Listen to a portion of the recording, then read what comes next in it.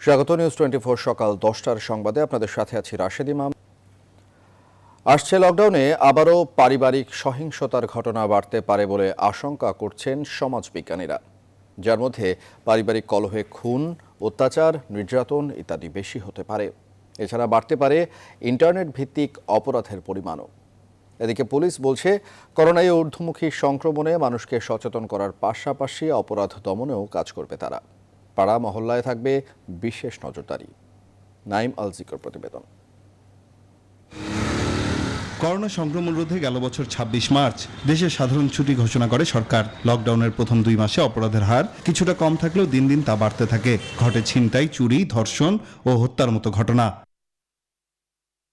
মহিলা পরিষদের তথ্য বলছে, গেল বছর নারী ও শিশু নির্যাতনের ঘটনা সাধারণ ছুটির সময় সব থেকে বেশি ৩,৪৪০টি ঘটে। তারা বলছে, জানুয়ারি ও ফেব্রুয়ারিতে যথাক্রমে ৩২৬টি এবং ৩৩৭টি নারী ও শিশু নির্যাতনের ঘটনা ঘটে। পরে মার্চ থেকে মে পর্যন্ত অপরাধের সংখ্যা অর্ধেকের নিচে নেমে আসলেও জুলাই থেকে তা আবারও বৃদ্ধি পায়, যার 1/3 অর্থাৎ 919টি নির্যাতনের ঘটনা ঘটেছে চলতি বছরে। কোনো পরিবারে অভাব তৈরি হয়েছে, তার যে প্রয়োজনগুলো তার প্রতিদিন দরকার সেগুলো পূরণ করতে পারছে না। সুতরাং সেগুলো পূরণ করতে না পারার কারণে পরিবারের সদস্যদের মধ্যে ভুল বোঝাবুঝি কিংবা এই বিষয়গুলো নিয়ে এক ধরনের তর্ক বিতর্ক সৃষ্টি হচ্ছে, যেখান থেকে পারিবারিক সহিংসতা তৈরি হচ্ছে। মহানগর পুলিশের তথ্যেও দেখা যায় একই চিত্র। 2020 সালের প্রথম 2 মাসে চুরি, ছিনতাই, ডাকাতি, হত্যাসহ নানা অপরাধের ঘটনা ঘটে 4,378টি, যা এপ্রিলে নেমে 351তে দাঁড়ায়। মে মাস থেকে আবারও বাড়তে শুরু করে অপরাধের চিত্র। পুলিশ বলছে, করোনায় মানুষকে সচেতন করার পাশাপাশি নিয়মিত যেসব অপরাধ ঘটছে তা নিয়েও কাজ করছেন তারা। আর ছিনতাই, চুরি ও ডাকাতির মতো ঘটনা যাতে আর না ঘটে সেজন্য পেট্রোল টিমও কাজ করবে। ট্রেডিশনাল যে ক্রাইমসগুলো রয়েছে ওগুলাকে তো দমন করার একটা চেষ্টা আমাদের সবসময় থাকে, কিন্তু আমাদের জায়গা থেকে আমাদের সর্বোচ্চ সতর্কতা রয়েছে। মানুষকে সচেতন করবার জন্য আমার যে মুভমেন্ট, একই সাথে যারা অপরাধী বা অপরাধ প্রবণ মন যাদের থাকে তাদেরকেও এক ধরনের একটা অ্যালার্মিং দেয়া, তাদেরকেও ওয়ার্ন করা যে এই জায়গাতে আসলে পুলিশ দায়িত্বরত রয়েছে। বেকারত্ব ও অভাবের কারণে মানুষ যাতে নারী ও শিশু নির্যাতন কিংবা চুরি, ডাকাতি, ছিনতাইয়ের মতো ঘটনায় জড়িয়ে না পড়ে সেজন্য আইন শৃঙ্খলা রক্ষাকারী বাহিনীকে যেমন তৎপর থাকতে হবে, তেমনি অভাব ও আর্থিক দৈন্যতা মেটাতে সরকার সহ সব বড় বড় প্রতিষ্ঠানকে সহযোগিতার হাত বাড়াতে হবে। তাহলেই এই সংকটকালে অপরাধের ঘটনা কমবে বলে মনে করছেন বিশেষজ্ঞরা। নাইম আল জিকো, নিউজ 24, ঢাকা। দেশে একদিনে করোনায় মৃতের সংখ্যা ৭৮।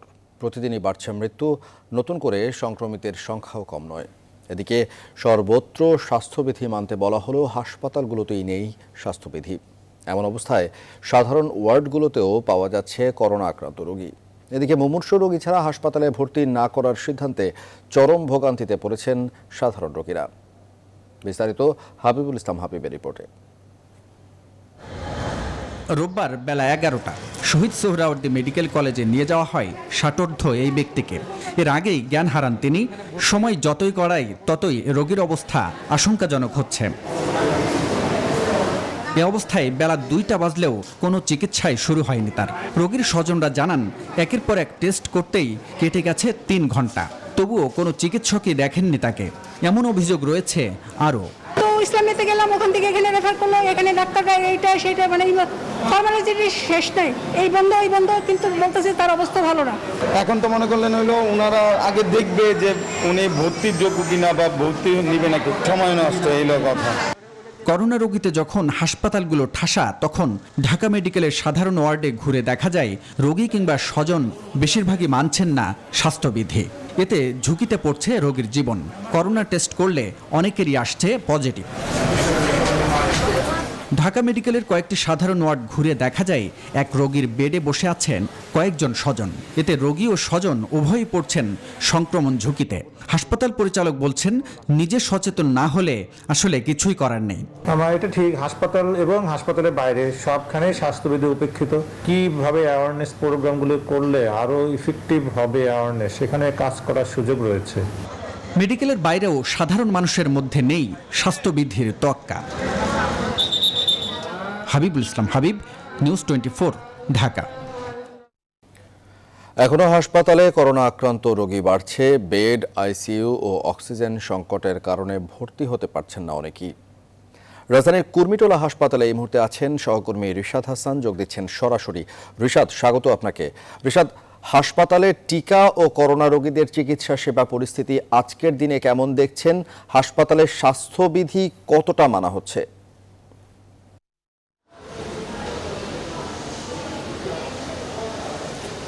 আপনাকে অসংখ্য ধন্যবাদ রাশেদ ম্যাম। আপনি জানেন যে আসলে করোনা সম্প্রতি সংক্রমণ এবং মৃত্যু দুটোই কিন্তু লাফিয়ে লাফিয়ে বাড়ছে একরকম, এবং প্রায় 20-এর কাছাকাছি গেল 24 ঘন্টায় যে সংক্রমণ এবং একই সঙ্গে মৃত্যুর যে সংখ্যা গেল সপ্তাহে থেকে 30.23% বেশি। আমি যদি একটু কুর্মিটোলা জেনারেল হাসপাতালের বর্ণনা আপনাকে করি, যে এই হাসপাতালের সক্ষমতা রয়েছে 250 জন কোভিড-19 রোগীকে সেবা দেওয়া। সেখানে কিন্তু প্রয়োজনের তুলনায় অনেক বেশি রোগী কিন্তু এখানে রয়েছেন। এখানে আছেন 389 জন এর মধ্যে ভর্তি রয়েছেন। 10টি আইসিইউ একেবারে পরিপূর্ণ রোগীতে, এবং অনেকেই অপেক্ষমান রয়েছেন যে হাসপাতালের বেড যেগুলো রয়েছে সেগুলো যেন খুব সহজেই যেন সাধারণ মানুষ পেয়ে যায় সেক্ষেত্রে। আর এরই ভেতরে একটা অ্যাম্বুলেন্স চলে এসেছে, সেই অ্যাম্বুলেন্সটিও কিন্তু অপেক্ষমান রয়েছে যে সেই অ্যাম্বুলেন্স থেকেও কিছুক্ষণের ভেতরে রোগী হয়তো নেমে আসবেন। এবং এই সব মিলে আসলে এই হাসপাতালের রোগীর যে বিষয়টি বা কোভিড-19-এর চিকিৎসা সেবা দানের অবস্থা, আসলে সক্ষমতার থেকেও বেশি কিন্তু তাদেরকে সেবা দিতে হচ্ছে। এটি একটি বড় চ্যালেঞ্জের জায়গা, যেটি এই হাসপাতাল ঠিকমতোই পালন করছে, এবং একই সঙ্গে টিকাদান কর্মসূচিও কিন্তু এই হাসপাতালে সুষ্ঠুভাবে চলছে। তবে রোগীর যে চাপ, সেই চাপ কিন্তু আসলে ক্রমেই বেড়ে চলেছে। এই ছিল আমার কাছে এখান থেকে সর্বশেষ। রাশিদ ফিরে যাচ্ছে আপনার কাছে স্টুডিওতে। রিশাদ, আপনাকে ধন্যবাদ সংযুক্ত হবার জন্য। দর্শক, সহকর্মী রিশাদ হাসান ছিলেন রাজধানীর কুর্মিটোলা হাসপাতালে, জানাচ্ছিলেন সেখানকার সবশেষ চিত্র। এদিকে কঠোর বিধিনিষেধের 7 দিনের ধারাবাহিকতা চলবে আজ ও কাল। এরপর 14 এপ্রিল থেকে কঠোর লকডাউনের ঘোষণা দিয়েছে সরকার। এদিকে এত সতর্কতার পরেও কোথাও যথাযথ স্বাস্থ্যবিধি মানা হচ্ছে না। করোনা ঠেকানোর লকডাউন পরিস্থিতি কতটা মানা হচ্ছে স্বাস্থ্যবিধি, সেই খবর জানাতে দেশের বিভিন্ন স্থান থেকে যুক্ত হচ্ছেন আমাদের সহকর্মীরা। শুরুতেই চট্টগ্রাম থেকে আমাদের সাথে যুক্ত হচ্ছেন সহকর্মী ফাতেমা জান্নাত মোমো। মোমো, স্বাগত আপনাকে। মোমো, চট্টগ্রামে করোনা নিয়ন্ত্রণে মানুষ কতটা সচেতন, স্বাস্থ্যবিধি কতটা মানছেন তারা, দর্শকদের জানাবেন।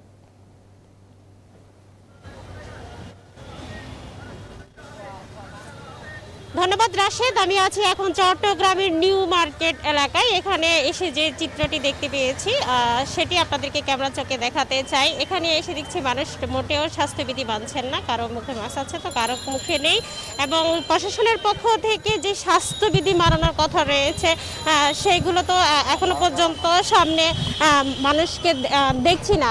একটা সময় একটা মোবাইল কোড বের হলো, কিন্তু সব সময় যে প্রচারণাটা থাকা দরকার ছিল সেটি এখন নেই। অনেকটা ঢিলেঢালা অবস্থায় চলছে লকডাউন পরিস্থিতি। আপনি জানেন লকডাউন যেহেতু শিথিল আছে, 14 তারিখ থেকে আবারও শুরু হতে পারে, যার কারণে এখন হচ্ছে মানুষ ঈদ এবং পহেলা বৈশাখকে সামনে রেখে কেনাকাটায় ব্যস্ত। এমন চিত্র কিন্তু আমরা টেরি বাজার এলাকাতেও দেখেছি।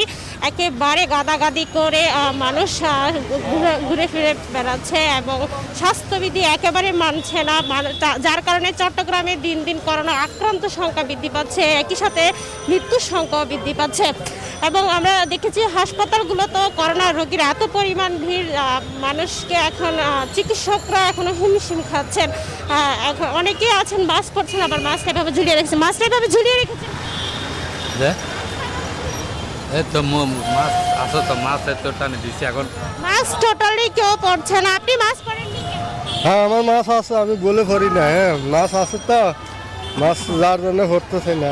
অনেকে আছে মাস্ক টোটালি পরছে না, স্বাস্থ্যবিধি মানছে না। আপনি কেন মাস্ক পরেননি? মাছ আছে, মাছ।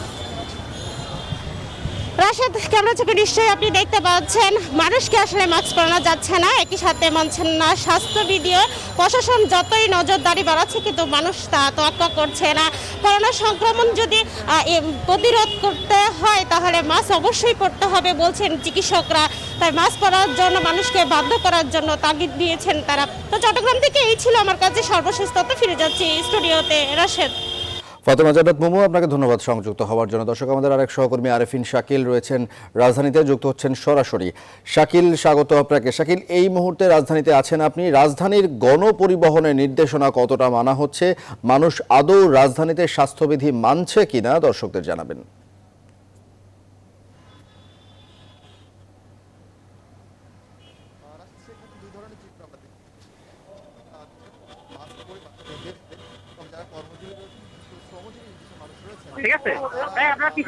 একেবারেই যদি বলি মাস্ক যারা যাত্রী রয়েছেন তারা চেষ্টা করছেন মাস্কটা পরার জন্য, তবে বেশিরভাগ মানুষই ঠিকভাবে মাস্ক পরছেন না, ফুসফুসে ঝুলিয়ে রাখছেন। এবং গণপরিবহন আপনি জানেন যে এক সিটে ফাঁকা রেখে এখন গণপরিবহনে বসতে হয়। এখন নতুন করে যারা বাসের যারা কিংবা বাসের যারা বাস চালক এবং হেল্পার রয়েছেন তারা মূলত এখন দুই ধরনের পদ্ধতি নিয়েছেন। তারা বাসে একটু ফাঁকা রেখে দাঁড়িয়ে তারা যাত্রী দিচ্ছেন, এবং যার ফলে বাসের যেই কারণে মূলত 60% ভাড়া বৃদ্ধি করা হয়েছিল সেই কারণে কোনোভাবেই অস্বীকৃত হচ্ছে না। যাত্রীদের এখনো যে একটু ফাঁকা রেখে যাত্রী একসাথে বসলে দাঁড়িয়ে যাত্রী দিচ্ছেন, ফলে যে স্বাস্থ্য ঝুঁকি রয়েছে সেই ঝুঁকি কিন্তু থেকে যাচ্ছে। এবং যারা সাধারণ মানুষ রয়েছেন বিশেষ করে তারাও কিন্তু খুব একটা মাস্ক পরার বিষয়ে যদি আপনাকে দেখাই দিই, অনেকেই মাস্ক পরছেন না, এবং যাদেরকে আমরা বিশেষ করে তারা নানান ধরনের অজুহাত দিচ্ছেন। এবং বিশেষ করে আমরা যা দেখছি যে যেটা কিছুক্ষণ আগে বললাম, শ্রমজীবী মানুষজনের বেশি মাস্ক পরার বিষয়ে তারা অনেকাংশে উঠেছেন।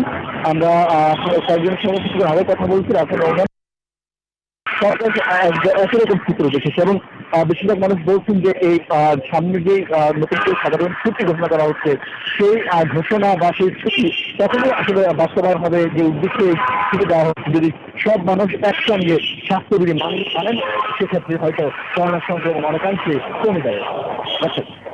শাকিল, আপনাকে ধন্যবাদ সংযুক্ত হবার জন্য। দর্শক, আরেফিন শাকিল জানাচ্ছিলেন রাজধানী থেকে এই মুহূর্তে সেখানকার অবস্থা। আমাদের সাথে আমাদের আরেক সহকর্মী ইমন চৌধুরী যোগ দিচ্ছেন পিরোজপুর থেকে সরাসরি।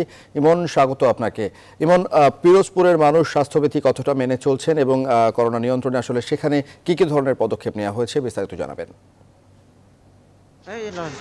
ধন্যবাদ আপনাকে। আসলে যেমনটি বলছিলেন যে স্বাস্থ্যবিধি মানার যে প্রবণতা, সেটি আমরা পিরোজপুরের এই পাড়ের হাটে আমি এখন আছি, সেখানে দেখতে পাচ্ছি যে বেশ কিছু মানুষ আসলে তারা রাস্তায় বেরিয়েছে, তবে তাদের যে স্বাস্থ্যবিধি মানার কথা সেটি তেমন চোখে পড়ছে না, এবং মাস্ক পরার যে প্রবণতা সেটি আমরা খুব একটা বেশি দেখতে পাচ্ছি না।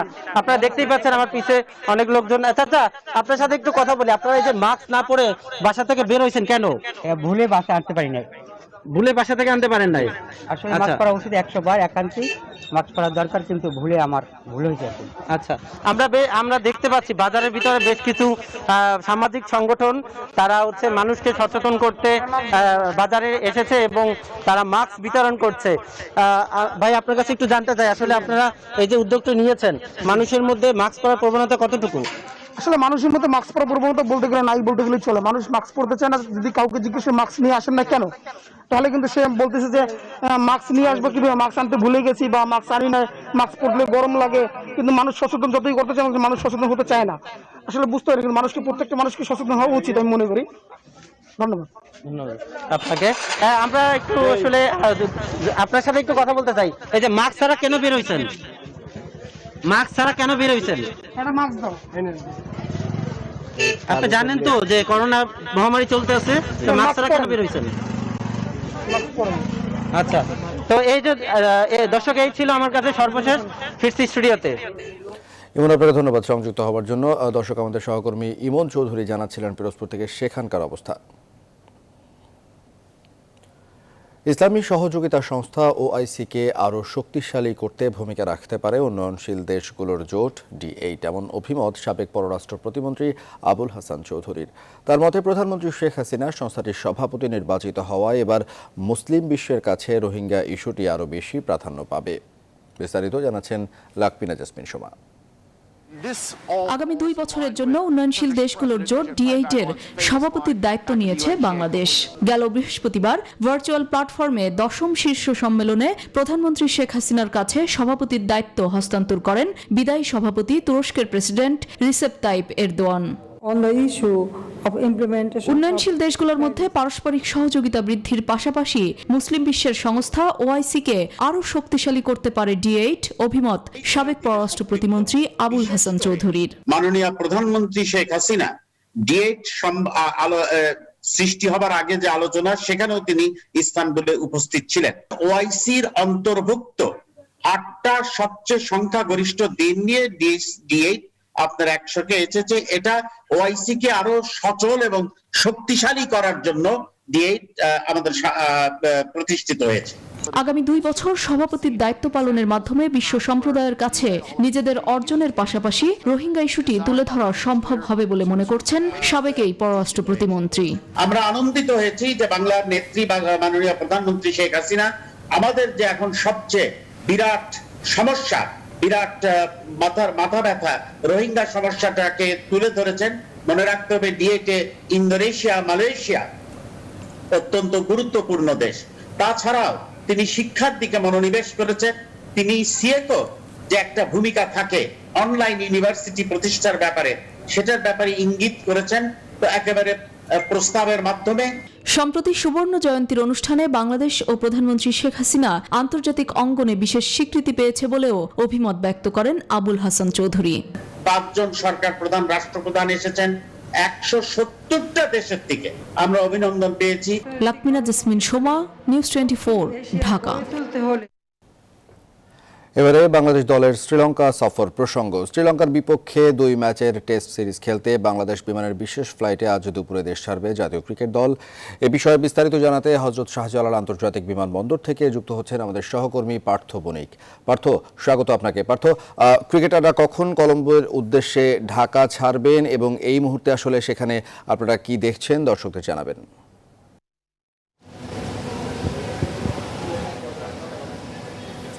রাশেদ, বাংলাদেশ বিমানের বিশেষ একটি ফ্লাইটে 12:30টার সময় গোটা টিম শ্রীলঙ্কার উদ্দেশ্যে রওনা হবে এবং এরই মধ্যে কিন্তু সাইফ হাসান তিনি কিন্তু প্রবেশ করেছেন বিমানবন্দরে এবং এরপর গোটা দলের প্রত্যেকে এসে জড়ো হবেন এখানটাতে।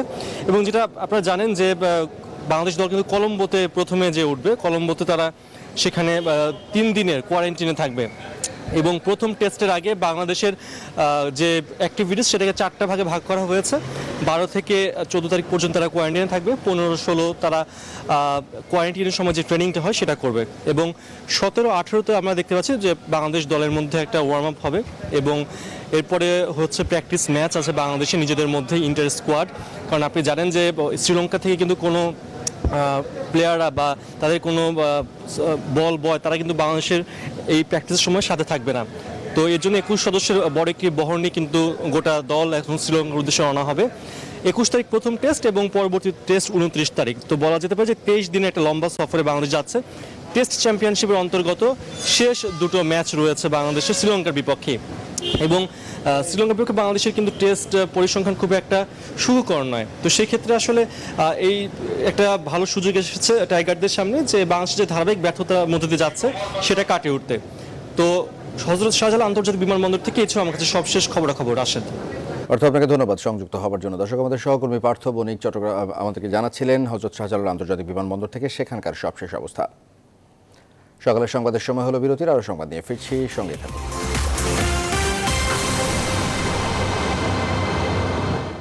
বিরতির পর আবারও স্বাগত, দেখছেন নিউজ 24 সকালের সংবাদ।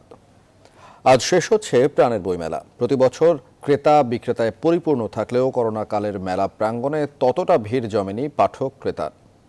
বইমেলায় লগ্নিকৃত টাকা তুলতে ব্যর্থ সিংহভাগ প্রকাশনী। এই পরিস্থিতিতে প্রয়োজন প্রণোদনার।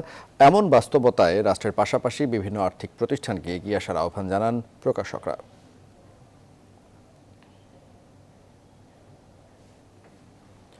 করোনা ও লকডাউন পরিস্থিতির মধ্যেই এবারের পহেলা বৈশাখ উদযাপন করবে ঢাকা বিশ্ববিদ্যালয়ের চারুকলা অনুষদ।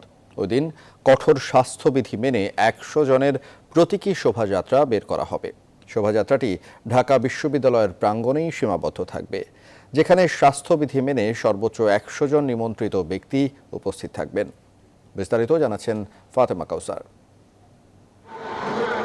14 এপ্রিল পহেলা বৈশাখ। প্রতি বছর দিনটি সার্বজনীন উৎসবের মধ্য দিয়ে উদযাপিত হলেও এবছর বাস্তবতা ভিন্ন। প্রাণঘাতী করোনা ভাইরাসের সংক্রমণ রোধে ওই দিনই সর্বাত্মক লকডাউনে পড়েছে সারা দেশ। তাই সীমিত পরিসরে বাংলা নববর্ষ 1428 উদযাপনের সিদ্ধান্ত নিয়েছে ঢাকা বিশ্ববিদ্যালয়। চারুকলা অনুষদ চত্বরে আয়োজন করা হবে 100 জনের মঙ্গল শোভাযাত্রা। চলছে সেই প্রস্তুতি। ফেস শিল্ডটাকে অলঙ্করণ করছি মুখোশের আদলে এবং যারা এখানে অংশগ্রহণ করবেন প্রত্যেকের মুখে ফেস শিল্ডটা থাকবে। স্বতঃস্ফূর্তভাবে করতে পারছি বা যে আনন্দটা পাই সেটা পাচ্ছি না এবার। যথাযথভাবে স্বাস্থ্যবিধি অনুসরণ ও সামাজিক দূরত্ব বজায় রেখে শোভাযাত্রাটি একই জায়গায় সীমাবদ্ধ থাকবে। তবে ঘরে বসে মঙ্গল শোভাযাত্রা উপভোগের লক্ষ্যে এবছর টেলিভিশন চ্যানেলে অনুষ্ঠানটি সরাসরি সম্প্রচারের উদ্যোগ নেওয়া হয়েছে বলে জানান চারুকলা অনুষদের ডিন অধ্যাপক নিসার হোসেন। যতটা না করলেই নয়, ঠিক সেটুকুই আমরা হয়তো করব, শুধু এর ধারাবাহিকতাটা ব্যাহত না হয়। খুব যে জমকালো কিছু হবে তা না, তবে আকর্ষণীয় নিশ্চয়ই হবে। এবং এই বিশেষ পরিস্থিতির কারণে আমরা 2-3টে জিনিস একটু নতুন করে অন্যরকম জিনিস বানিয়েছি, যেটা সচরাচর থাকে না, সেগুলো দেখতে অ্যাট্রাকটিভ হবে। বাংলা নববর্ষ উপলক্ষে ঢাকা বিশ্ববিদ্যালয় ক্যাম্পাসে কোনো ধরনের মেলা বা ভ্রাম্যমাণ দোকানের অনুমতি দেওয়া হবে না। এবছর মঙ্গল শোভাযাত্রার স্লোগান রাখা হয়েছে, কাল ভয়ঙ্করের বেশি এবার ওই আসি সুন্দর। এবার ভিন্ন প্রেক্ষাপটে বাঙালি বরণ করবে বাংলা নতুন বছর 1428-কে। প্রতি বছরের মতো উদযাপন করতে না পারলেও সবার প্রত্যাশা, নতুন বছর শান্তির সুবাতাস বয়ে আনবে, মুক্তি মেলাবে অদৃশ্য করোনা ভাইরাসের হাত থেকে। সেই সাথে সাম্প্রদায়িকতার বিষ বাষ্প পেছনে ফেলে নতুন উদ্যমে এগিয়ে যাবে দেশ। ঢাকা বিশ্ববিদ্যালয়ের চারুকলা থেকে ফাতেমা কাউসার, নিউজ 24, ঢাকা। এবার বৈশ্বিক করোনা পরিস্থিতি। 24 ঘন্টায় বিশ্বজুড়ে 6,17,000-এর বেশি করোনা আক্রান্ত, প্রায় 7,000 প্রাণহানি হয়েছে। এ নিয়ে বিশ্বে মোট আক্রান্তের সংখ্যা ছাড়ালো 13,66,00,000 আর 29,49,000 ছাড়িয়ে গেল মোট প্রাণহানির সংখ্যা। তবে টানা 6 দিন সর্বোচ্চ করোনা সংক্রমণের রেকর্ড গড়েছে ভারত। সংক্রমণের দ্বিতীয় ঢেউয়ে আক্রান্তের সংখ্যা দ্রুত বাড়তে থাকায় রেমডেসিভির রপ্তানি নিষিদ্ধ করেছে মোদি প্রশাসন। ব্রাজিল ও যুক্তরাষ্ট্রেও সংক্রমণ ও মৃত্যু অব্যাহত রয়েছে। এবারে ফার্স্ট সেক্টর ইসলামী ব্যাংক অর্থ বাণিজ্যের সংবাদ। করোনা মহামারীর কারণে সংযুক্ত আরব আমিরাতে ব্যাপক হারে বৃদ্ধি পেয়েছে কন্ট্রাক্টলেস পেমেন্ট বা স্পর্শবিহীন অর্থ লেনদেনের পরিমাণ। দেশটির 84% গ্রাহকই এখন লেনদেনের জন্য এই পদ্ধতিকে বেছে নেন বলে নতুন এক গবেষণায় দেখা গেছে। অ্যারাবিয়ান বিজনেস জানায়, গেল বছর দুবাইয়ের বৃহত্তম ও ডিজিটাল ব্যাংকিংয়ে শীর্ষস্থানীয় ব্যাংক এমিরেটস এনবিডির যোগাযোগহীন অর্থ লেনদেন বেড়েছে 59%, যার মধ্যে রয়েছে যোগাযোগবিহীন কার্ড ও মোবাইল ওয়ালেট ভিত্তিক লেনদেন ব্যবস্থা। গুগল পে, স্যামসাং পে ও অ্যাপল পে এই মোবাইল ওয়ালেট ভিত্তিক লেনদেন ব্যবস্থার অন্তর্ভুক্ত। এবারে আন্তর্জাতিক প্রসঙ্গ। মিয়ানমারের জান্তা সরকারের রক্তক্ষয়ী দমন পীড়নের বিরুদ্ধে আন্তর্জাতিক ব্যবস্থা নিতে বাধা দিচ্ছে রাশিয়া ও চীন। এমনটাই রোববার অভিযোগ তোলা হয়েছে ইউরোপীয় ইউনিয়নের পক্ষ থেকে। এ প্রসঙ্গে এক ব্লগ পোস্টে ইইউ এর পররাষ্ট্রনীতি বিষয়ক প্রধান জোসেফ বোরেল জানান, মস্কো ও বেইজিংয়ের বাধার কারণেই জান্তার বিরুদ্ধে কঠোর নিষেধাজ্ঞা আরোপে ব্যর্থ হচ্ছে আন্তর্জাতিক সম্প্রদায়।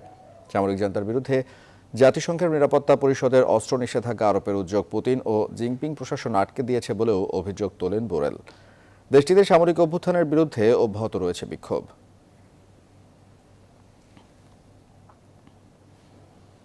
ভারতের পশ্চিমবঙ্গের 4র্থ দফার ভোটের দিনে কোচবিহারের শীতলকুচিতে হতাহতের ঘটনা নিয়ে এখনও কথার লড়াই চলছে।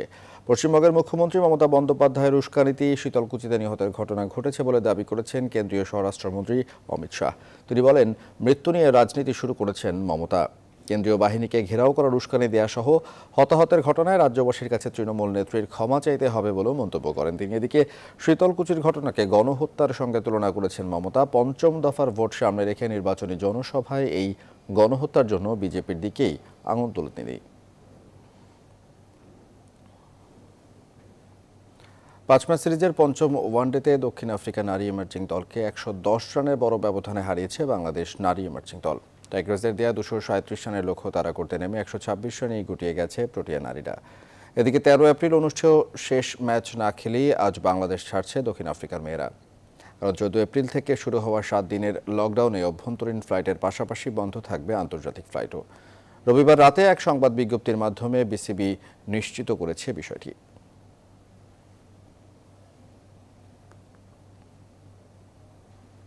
এই ছিল এখনকার সংবাদে। পুরো সময়ের সাথে থাকায় ধন্যবাদ সবাইকে।